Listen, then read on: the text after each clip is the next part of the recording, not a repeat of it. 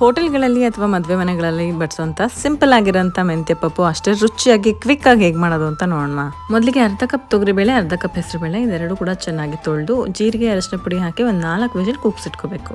ನಂತರ ಒಗ್ಗರಣೆಗೆ ಒಂದು ಪಾತ್ರೆನಲ್ಲಿ ಎಣ್ಣೆ, ಸಾಸಿವೆ, ಜೀರಿಗೆ, ಹಿಂಗು, ಒಣಮೆಣಸು, ಕರಿಬೇವು, ಹಸಿಮೆಣಸು ಮತ್ತೆ ಬೆಳ್ಳುಳ್ಳಿ, ಒಂದು ಅರ್ಧ ಈರುಳ್ಳಿ ಇದಿಷ್ಟು ಕಟ್ ಮಾಡಿ ಚೆನ್ನಾಗಿ ಫ್ರೈ ಮಾಡ್ಕೊಂಡು ನಂತರ 1 ಟೊಮ್ಯಾಟೊ ಸಣ್ಣದಾಗಿ ಕಟ್ ಮಾಡಿ ಹಾಕೊಂಡು ಉಪ್ಪು, ಅರಶಿನ ಪುಡಿ, ಅಚ್ಚ ಖಾರದ ಪುಡಿ, ಧನಿಯಾ ಪುಡಿ, ಒಂದು ಚೂರು ಚಿಟಿಕೆ ಬೇಕಿದ್ರೆ ಗರಂ ಮಸಾಲೆ ಹಾಕೋಬಹುದು. ಡಿಫ್ರೆಂಟ್ ಟೇಸ್ಟ್ ಕೊಡುತ್ತೆ. ಇದಿಷ್ಟು ಹಸಿ ವಾಸನೆ ಹೋಗೋವರೆಗೂ ಚೆನ್ನಾಗಿ ಫ್ರೈ ಮಾಡ್ಕೊಂಡು ತೊಳೆದಿಟ್ಟಿರುವಂತ ಮೆಂತ್ಯ ಸೊಪ್ಪು ಕೂಡ ಹಾಕಿ ಒಂದು 3 ಮಿನಿಟ್ಸ್ ಇದನ್ನ ಸ್ಲೋ ಫ್ಲೇಮ್ ನಲ್ಲೇ ಫ್ರೈ ಮಾಡ್ಕೋಬೇಕು. ನಂತರ ಬೇಯಿಸಿಟ್ಟಿರುವಂತ ಬೇಳೆನ ಸ್ಮ್ಯಾಶ್ ಮಾಡ್ಕೊಂಡು ಅದ್ರ ಜೊತೆ ಸ್ವಲ್ಪ ನೀರ್ ಹಾಕಿ ಉಪ್ಪೆಲ್ಲ ಸರಿ ಇದೆ ಅಂತ ನೋಡ್ಕೊಂಡು ಒಂದು 5 ನಿಮಿಷ ಇದನ್ನ ಕುದಿಸಿದ್ರೆ ಆಯ್ತು. ಈ ನಾರ್ಮಲ್ ಪಪ್ಪಿಗೆ ರೆಸ್ಟೋರೆಂಟ್ ಸ್ಟೈಲ್ ಟಚ್ ಕೊಡಕ್ಕೆ ಇಲ್ಲಿದೆ ಒಂದು ಟ್ರಿಕ್. ಒಂದು ಒಗ್ಗರಣೆ ಪಾತ್ರೆಯಲ್ಲಿ 1 ಸ್ಪೂನ್ ತುಪ್ಪ ಹಾಕಿ ಒಂದು 4 ರಿಂದ 5 ಬ್ಯಾಡ್ಗೆ ಮೆಣಸು ಹಾಕಿ ಒಂದು ಅರ್ಧ ಸ್ಪೂನ್ ಅಚ್ಚ ಖಾರದ ಪುಡಿ ಹಾಕಿ 30 ಸೆಕೆಂಡ್ಸ್ ಇದನ್ನ ಕರ್ಟೋಗದೆ ಇರೋ ಹಾಗೆ ಫ್ರೈ ಮಾಡ್ಕೊಂಡು ಸಾಂಬಾರ್ಗೆ ಹಾಕಿ ಮಿಕ್ಸ್ ಮಾಡಿದ್ರೆ ಆಯ್ತು. ಬಿಸಿ ಬಿಸಿ ಅನ್ನದ ಜೊತೆ ತುಪ್ಪ ಹಾಕೊಂಡು ಈ ಪಪ್ ಹಾಕೊಂಡು ತಿಂತಾ ಇದ್ರೆ ಆಹಾ, ಯಾವ್ದೋ ರೆಸ್ಟೋರೆಂಟ್ ಅಲ್ಲಿ ಕುತ್ಕೊಂಡು ತಿನ್ನೋ ತರ ಫೀಲ್ ಬರುತ್ತೆ. ತಟ್ ಅಂತ ಸೇವ್ ಮಾಡ್ಕೊಂಡು ಪಕ್ಕ ಟ್ರೈ ಮಾಡ್ತಿರಲ್ಲ.